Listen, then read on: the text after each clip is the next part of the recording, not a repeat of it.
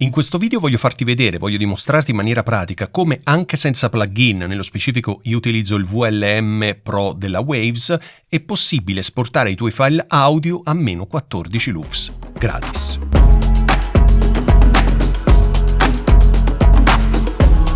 Come ti raccontavo nell'introduzione, in ogni mio video, soprattutto quando testo microfoni, utilizzo sempre una frase del tipo non applicherò nessun effetto su questi microfoni tranne portare tutto a meno 14 LUFS. Probabilmente l'hai sentito sempre nei miei video. E ho fatto tempo fa, qualche anno fa, anche un video sullo strumento che io utilizzo per far questo, che è un plugin della Waves che si chiama VLM Pro. È un plugin che costa $25, $29, quindi è una cifra assolutamente abbordabile, è un plugin semplicissimo da utilizzare, ti ho fatto già un tutorial, magari ti lascio il link in descrizione oppure vallo semplicemente a cercare, ma ti faccio rivedere molto velocemente come funziona anche adesso e ti do l'alternativa gratuita. L'unico vincolo è che questa cosa che ti faccio vedere funziona su Reaper. Se tu non utilizzi Reaper, probabilmente anche il tuo software ha una funzionalità del genere. Io non la conosco perché utilizzo Reaper.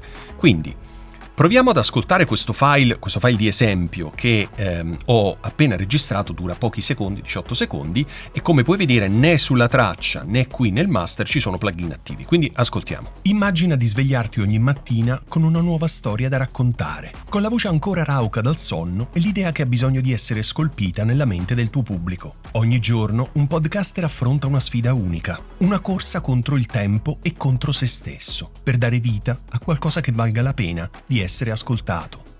Ok, benissimo. Abbiamo questa traccia audio. Adesso che cosa facciamo? Applichiamo, come ti ho fatto vedere già nel video anni fa su questo strumento, su questo plugin VLM Pro, andiamo ad attivare sul master soltanto VLM Pro, eccolo qua, e ti spiego velocemente come va utilizzato questo plugin perché è proprio semplicissimo. Aspetta che lo resetto. Ok. Allora, nel menu qui in alto devi scegliere dove andrai a caricare questo file audio. Nel caso mio seleziono sempre YouTube perché ha lo stesso valore di meno 14 LUFS che ha anche Spotify, quindi sia che lavoro con podcast solo audio, sia che lavoro con video su YouTube, sempre meno 14 LUFS, quindi non c'è problema. Dove te ne accorgi? Qui in basso, dove c'è scritto target, vedi?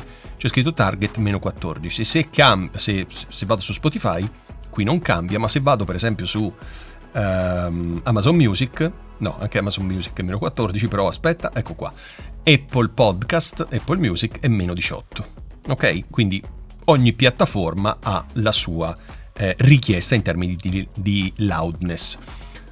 Io ho selezionato semplicemente YouTube e in automatico qui il target è a meno 14. Basta, quindi devi semplicemente fare questo in modo da settare il plugin nel modo corretto. Perfetto. Come funziona questo plugin? Si ascolta il file audio e semplicemente devi cliccare un tastino. Te lo faccio rivedere, quindi ascoltiamo di nuovo questi 18 secondi di audio con il plugin attivo.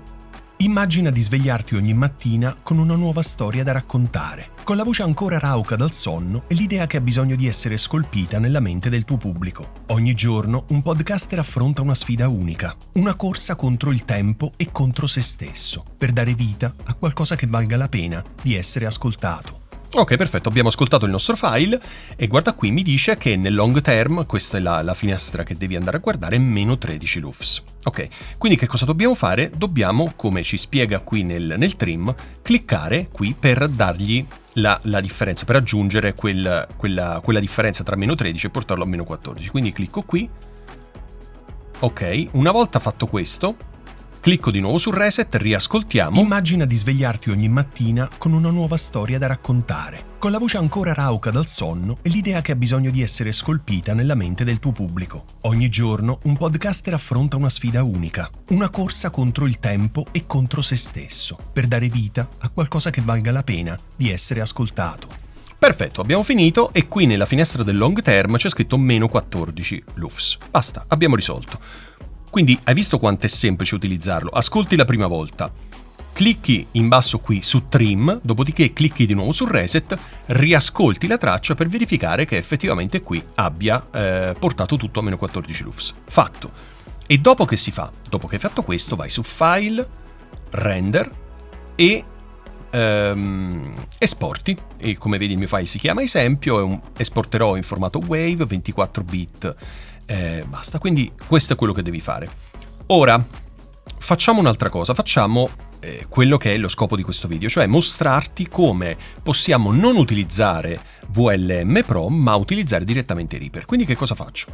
Vado qui nel master e disabilito tutti i plugin, ok? Vedi, adesso togliamolo anche da qui, non c'è più nessun plugin attivo. Bene? E non c'è ovviamente niente sulla traccia, quindi il nostro file audio è tornato a meno 13. Certo, la differenza tra meno 13 e meno 14 è veramente minima, però questo è il primo file di esempio che ho registrato, evidentemente ho registrato già bene.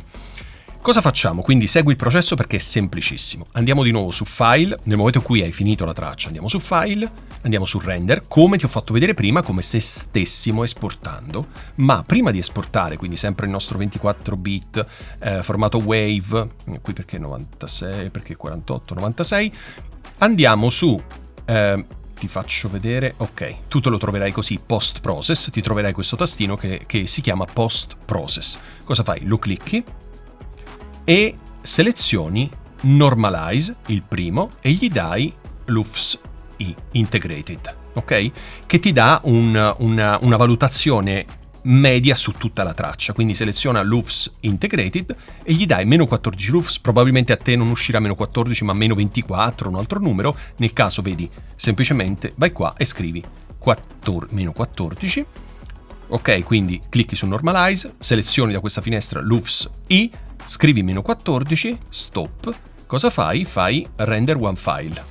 Ok, quindi questo è il modo più semplice e gratuito se utilizzi Reaper per portare i tuoi file a meno 14 LUFS o a meno 16, a quello che ti serve, ok?